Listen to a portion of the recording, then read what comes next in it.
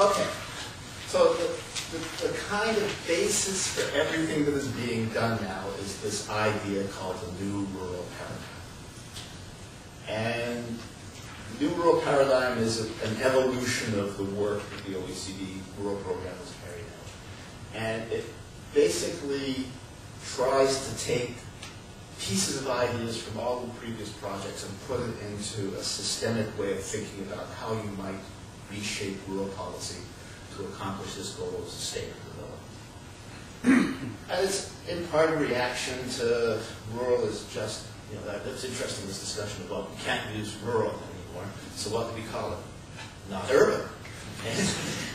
Which is one definition of rural, not urban part of the country.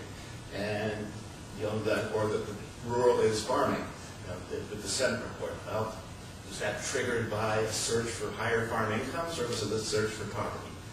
Those are different things. And this last idea that rural is declining, it's the poor relative at the table, and you pat them nicely on the head and you wish they'd go away so they don't embarrass you. And one of the first things that came out, and Ray Bowman was particularly important in this, was a set of territorial indicators. So basically, this was driven largely by Canada, the United States, and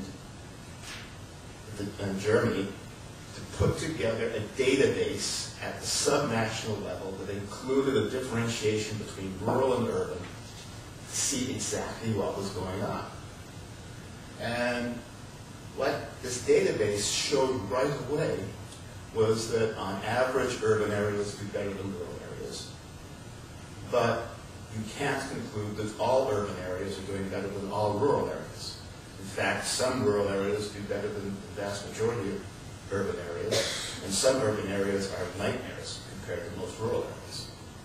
So the world suddenly became much more complicated. So what is this new rural paradigm? Well, the old paradigm is a paradigm based on subsidies, agriculture, and farmers and national government controlling things. And the new paradigm is really looking at how do you make rural development a bottom-up process that looks at all aspects of the economy, involves all the different types of people who have the potential to contribute to local economic development, and is driven by investments. And the nice thing about an investment is it should have a positive rate of return. It's not an investment. So that means you're really looking for things that can stimulate growth. So it's a whole different way of thinking about things. It's not that hard a way to think about things once you do it, but it breaks with traditions for thinking about rural areas. Okay, so there's the cover of the New Rural Paradigm. It's been one of the better selling books in the OECD's history, which is kind of a nice thing. So we're trying to empower local community organizations. We're building on developing local assets. We're guaranteeing adequate attention to rural issues. And we're trying to enhance coordination amongst different levels of government. All things that are not uncommon to the people in the Southlands. Okay, next. All right, so the way that the Rural Policy Unit does most of its work is through these rural policy reviews, of which Quebec is a recent example. And what we're trying to do is look at policy in the context of the new rural paradigm. The new rural paradigm becomes the standard yardstick for thinking about what policies are already in place and how can those policies be shifted in order to make them more consistent with the new rural paradigm. So you really have to understand the new rural paradigm before you can understand what's going on in the review. That's the yardstick by which policies are assessed. So there's a common measure for all of the different reviews that have been conducted. Next, here's some nice pictures.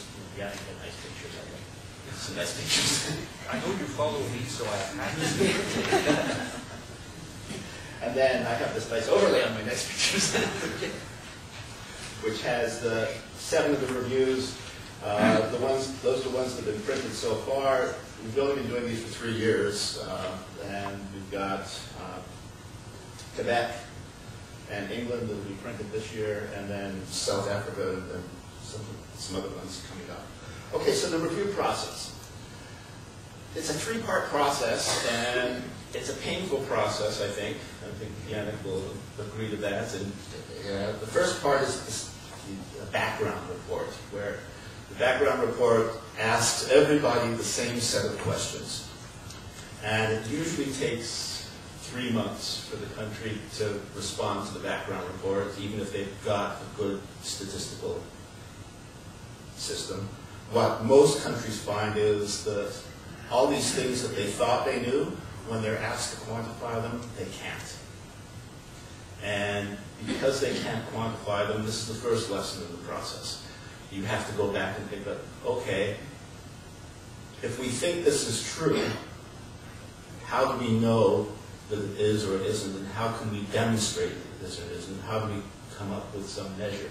And that's an incredibly important exercise for the country, I think, is that it gives you the first test to having the ability to make quantitative assessments of what's going on. And that can be compelling within your national environment, because now you can provide people with statistics rather than just with stories. You still need the stories, but the statistics help as well. Then the second part is a several week-long visits by a 5 to 7 member OECD review team. And it's made up of secretariat people, peer reviewers, and experts. The secretariat's easy, those are the people who work for the OECD.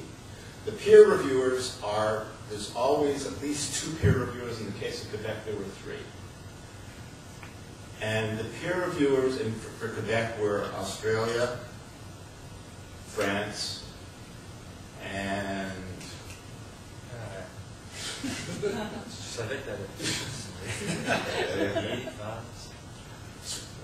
Switzerland. Where's the Swiss? Yes, what comes to mind? Because I didn't know who were the peer reviewers and the other, because there were guys from other countries as well. Yeah. Nice check. Okay, and those were picked for Australia, sort of an obvious one. It's a very similar structure. France was good because you needed somebody who sort of understood that Quebec has a lot of francophone traditions that colored how things have evolved. And Switzerland is interesting because Switzerland is another one of these, another federal state that has interesting language, cultural differences. That so you try and pick peer reviewers that can relate to the place that you're going to. And then the experts are people who are academics, and this is how I got into this game. And the experts are generally chosen on the basis of knowing a lot about rural policy, but knowing very little about the place they're going. So you don't want experts coming in with preconceived ideas. You want experts that come in with a strong background, but no particular axe to grind in terms of that country. And I tried to stay out of forming ideas about Quebec for that reason. So I sort of tried to accuse myself from some discussions going on. Okay, the third part of this is, and the report's prepared, reviewed, sent to the host. They can comment on it. Anything that's factually wrong, we try to correct. Anything where there's a difference of opinion, we try to clarify it. And hopefully we're all happy. Then the report goes to the working party. The working party listens to the presentation by the Secretariat. The peer review countries speak at the working party and say, yes, we think this review is an accurate representation of what we saw in that country. So that's, the peer reviewers serve a function as truth testers at that level as well. They're the ones that the working party listens to, because they're the people who are part of the working party, and that they provide that credibility. And then it's released with OECD participation, and I think Quebec is doing the formal release sometime in June. That's my knowledge. Should be done together. Yeah, June. And the Secretary General, I think, is coming to it, so it'll be a big splashy thing. But the downside of that, I think the report has become embargoed as a result of that, because the Secretary General likes that big announcement.